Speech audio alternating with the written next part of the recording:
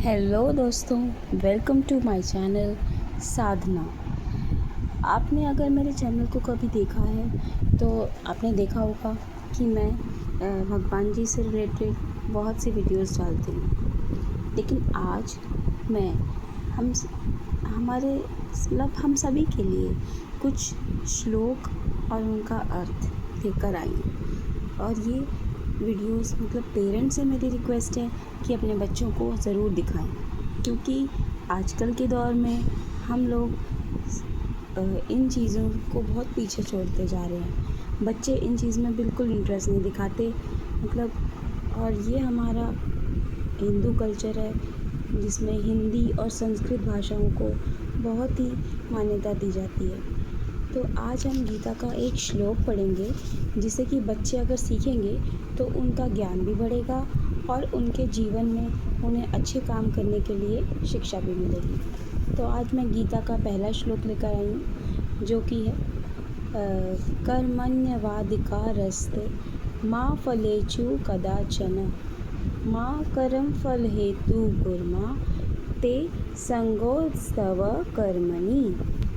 इसका अर्थ है अर्थात तुम्हारा अधिकार केवल कर्म करने में है, उसके फल में नहीं।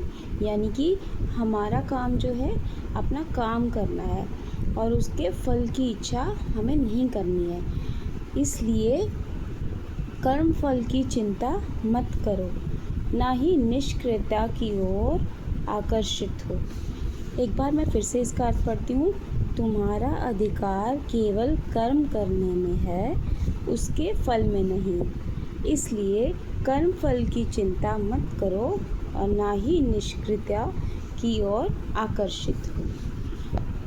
तो बच्चों, इसका अर्थ ये है, जिस तरीके से आपने देखा होगा हम सब के जीवन में, हम सब के लिए, चाहे वो आपके माता पिता हों, आप हों, आपके दादा दादी हों, सबके पास कुछ ना कुछ काम रहता है घर में। आप सब ने देखा होगा। जैसे कि बच्चों से अगर मैं बात कहूँ तो उनका कर्म क्या है, उनका काम क्या है? स्कूल जाना, पढ़ाई करना और अच्छी अच्छी चीज़ें सीखना, ये सब बच्चों का काम है। ठीक है, खेलना कूदना ये सब है, ये सब बच्चों के काम के अंदर आता है। ये कर्म है बच्चों का। तो बच्चों को अपना ये कर्म ज़रूर करना चाहिए और उसको एक रूटीन से फॉलो करना चाहिए। जैसे स्कूल जाते हैं आप लोग, सुबह से उठते हैं और उसके बाद नहाते धोते तैयार होते हैं और फिर स्कूल जाते हैं। ठीक है, ये आपका कर्म है, आपको ये अवश्य करना है। लेकिन इसका फल आपको अवश्य मिलेगा। क्या फल मिलेगा इससे आपको यही फल मिलेगा, आपको अच्छी शिक्षा मिलेगी स्कूल जाने से, है ना। और भी बहुत सी चीज़ें आप स्कूल में सीखते हैं, सिर्फ पढ़ाई नहीं।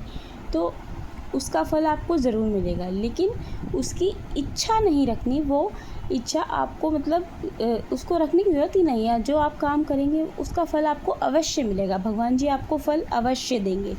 लेकिन आप किसी काम को अगर कर रहे हो तो उसको इच्छा रख के नहीं करना। जैसे मान लो कि आप मम्मा से कहो कि मम्मा मैं तो स्कूल नहीं जाऊँगा, मैं तो स्कूल तभी जाऊँगा जब आप मुझे कुछ ऐसा दोगे कि मुझे जो चीज़ पसंद हो वो दोगे। ऐसा नहीं करना। आपको अपना कर्म करते जाना है और उसके फल की इच्छा नहीं करनी। और अपना कर्म करिए और फल आपको भगवान अवश्य देंगे और आप एक बहुत ही अच्छे इंसान बनेंगे। तो इसलिए और इसी तरीके से, जिस तरीके से आपका काम है स्कूल जाना, मम्मा पापा का क्या काम है? मम्मा का काम है आपको आपकी देख रेख करना, घर संभालना। ऑफिस भी जाती हैं आजकल तो बहुत सी मम्मा, है ना। और पापा का क्या काम है? पापा ऑफिस जाते हैं, पैसे कमा के लाते हैं।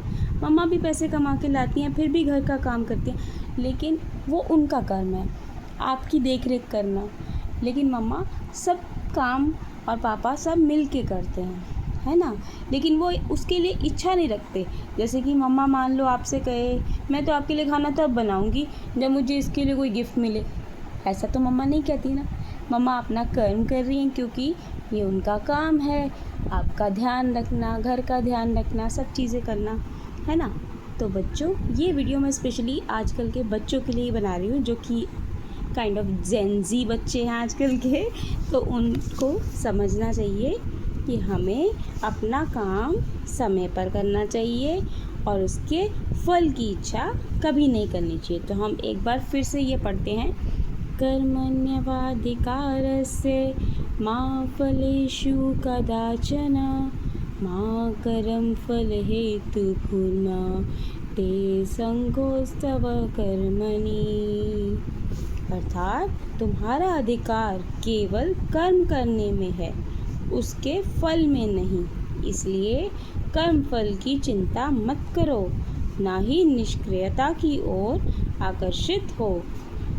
तो बच्चों, ये श्लोक हमने गीता में पढ़ा है और ये इस तरह के मैं श्लोक आप सबको आगे सिखाती रहूँगी।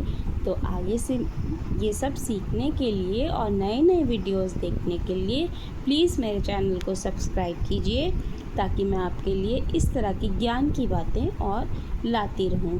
Thank you.